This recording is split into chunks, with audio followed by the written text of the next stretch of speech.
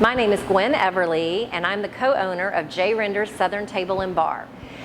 So I like to joke and say that we are accidental restaurant owners. We never had a grand plan to own a restaurant. I actually started in mortgage banking. Then I went to UK and got a degree in electrical engineering and worked for Lexmark for 11 years. Then I left there and I earned my master's at Georgetown College and taught high school math for 3 years. It was at that point that I realized teachers are saints, and I could not continue teaching. It was a whole lot, and I was a lot older and stuck in my ways, I guess. So my husband and I had the idea that we would open a catering business. Well, unfortunately in Lexington at that time, back in 2012, there were really no catering kitchens to rent.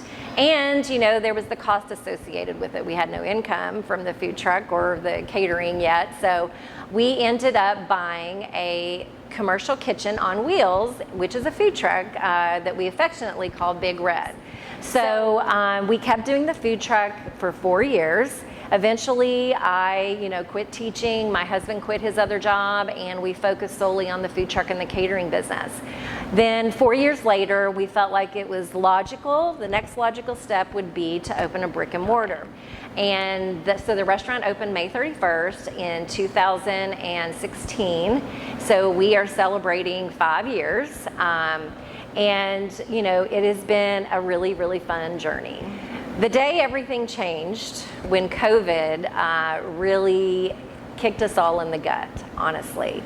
When we heard the news that we were going to have to close down our indoor dining was almost unbelievably, I was panicked. My stomach dropped out. I'm like, what are we going to do? I have no idea what we're going to do. So we immediately went into bunker mode and tried to figure out. Unfortunately, we had to lay off the bulk of our staff. We were able to keep a few of them, but the bulk of our staff was laid off. We then immediately put back on our food truck hat because we had focused solely on food and food to go with the food truck. So we immediately shifted to that, and we tried to figure out how to maximize that. So like every other restaurant in town, we did curbside. J. Render's was unique because we always have had meals, family meals. We call it our Q to U. So that was really easy for us to bring that in, really focus on that. And then we also elevated it and made, family meals with the food that we had cooked in the restaurant, not just what we had done on the food truck. So in the meantime, we're shifting our focus to that, but that would not have been enough. I spent probably 3 weeks on the phone calling every creditor that we had, every single one of them, and said, look, I'm shut down. I'm only doing a little bit of business. So I need to see, are you doing anything to help people that are shut down due to COVID? So people were great. They worked with me. They would pause payments. They would forgive payments, things like that. So I was able to shrink what we were paying out where it met what we had coming in. So it has been a really, really long year. I think anybody that has been any kind of forward-facing business has struggled, and I think that it's those that have used their community around them that have been able to survive. We even continue to do give backs. We worked with Nourish Lexington. They were feeding people who have been displaced. We also, Food Chain, have done a lot of things with them. And I think that sometimes when you can give back, it gets your mind off of what you have going on. So it's one of those things that I think that kept the focus off of our own problems when we noticed other people were having problems and we tried to help. So all of that, I believe, has been a part, being active in our community, having our village, taking things one thing at a time, asking questions, what's available, what can I do? Those kinds of things have helped us survive to this point. And we really hope that I know that we're taking a step back with the mask recommendations at this time, but I hope whatever comes, knock on wood, that we can make the decisions and make it through. So beyond the pandemic, what I'm hoping to see is I would like to build up our catering business. We were building it slowly when COVID hit. So now that we're getting our feet back under us, hopefully people are coming back to work and we can get ourselves staffed. I really want to see us grow that. I also would like to expand our footprint here and add that party room that I wanted. Also, I think that would be something that would help grow the catering aspect, where we could have like rehearsal dinners and things like that. We have a fabulous patio. I would like to see us, continue to do improvements to make that more comfortable for our guests. Where they can enjoy it. So I do want to grow. I want to continue to grow. But rather than open a second location, as some have suggested, I would like to grow ourselves right here where we are in Beaumont and expand our footprint here. So if you're thinking about opening a restaurant or a business, the first thing I would say is you better be ready to work 7 days a week, 24 hours a day. It is very, very daunting. It is a lot of work. I don't know if there's a misconception that restaurant owners, just live the life and, rake in the money and all that kind of thing. But any type of entrepreneurial venture that you do, it's all on your back, completely on your back. If I had to go back and give advice, you don't know what you don't know, and that's the problem. You definitely should reach out to the Von Allen Center and the Entrepreneurship and see if they have help, because we had an SBA coach who helped us do our business plan. We didn't have to do that with the food truck because we had Lexmark Retirement, which was awesome. But when we went here, we were going to have to borrow money. So you need to get a business plan.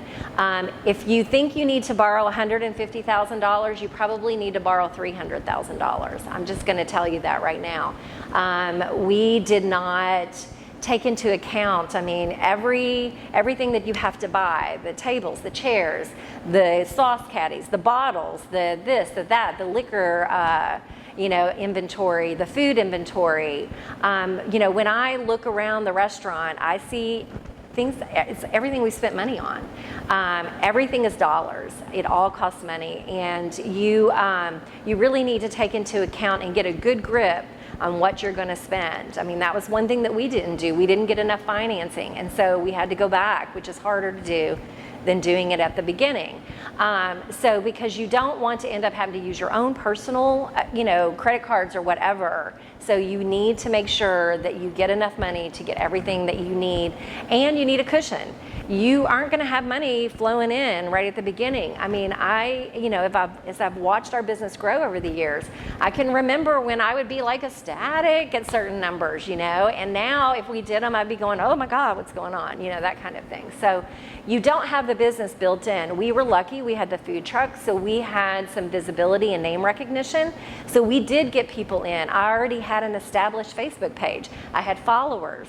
Things like that. So that really helped us when we initially opened to, get those customers to come here. But, the funny thing about Lexington, nobody wants to go more than one exit on New Circle Road. If you're in Hamburg, you don't come over here. If you're over here, you don't go to Hamburg. So it's very much a neighborhood thing. So you have to build that base wherever your restaurant is. And that's very important. I could go on and on about the things you need to look at, like where the restaurant is, what's nearby, what, is your demographic in your market, people in that area, so we have a big bourbon selection. We don't have a big beer selection, things like that. It depends on your demographics as to what you need to have in your bar. Our food is our food, because it's our own personal recipes. So, we did expand it from barbecue to being a Southern food restaurant as well. But, you need to think about that. There's just so much that goes into it that we went in blind, and we're just fumbling along trying to figure it out as we went. So to have a coach or a mentor or someone that can help you, we did have people that gave us advice, but most of it we just figured out ourselves. my husband and I opened this business a little later in life. So I want to be on a beach is where I want to be in 10 years. Now, whether I make that or not, I don't know. So yes, the business is still growing. We're still building it. We're still working it. We're still here. And, you know, he's 64 and I'm 55. So I'm not sure how much more I'm going to be able to get out of him. I mean, but he's a workhorse, so that's a good thing. But I would like to see us slow down, maybe step back a little bit, you know, in the next 10 years, able to travel maybe a little more, but still have J Renders, you know, going strong with, you know, our great staff who helps us run it. If someone thinks of J Renders, what I really hope that they think about us is that we were a business that gave back. I really feel strongly about that any business, you need to be engaged and give back in the community in which you live. We do that a lot. You know, we've been partnered, like I said, with Nourish and Food Chain. We also do Dine to Donates, you know, where we do a lot with Dunbar. They come in and bring their people. We're involved with A-Ball. We're involved with the Markey Cancer Center.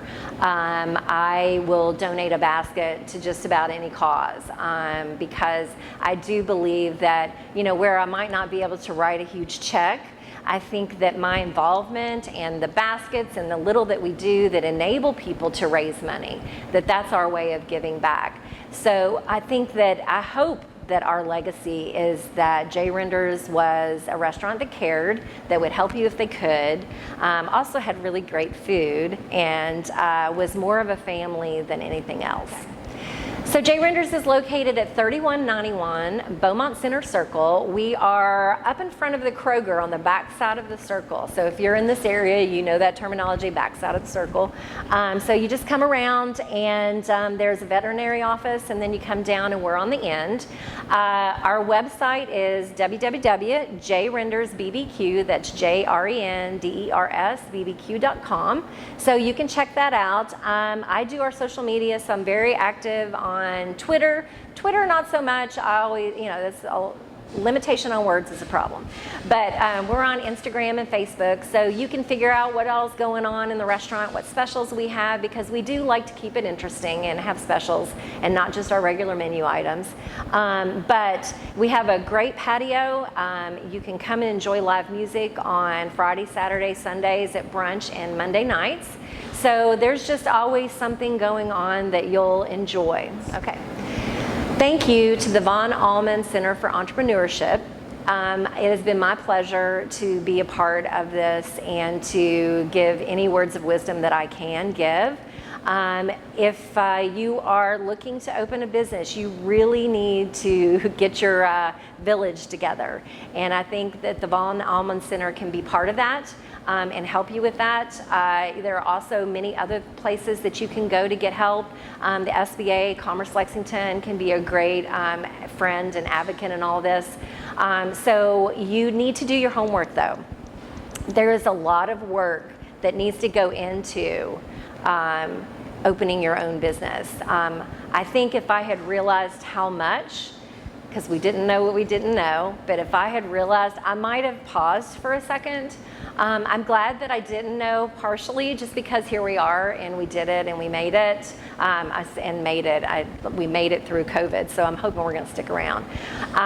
But you know, it is a very daunting task. It can be very rewarding, but you're going to be tired. So you know, get your village and do your homework. Okay. My name is Gwyn Everly. I'm the co-owner of J Renders Southern Table and Bar, and we sure would love to see you at our little place in Beaumont.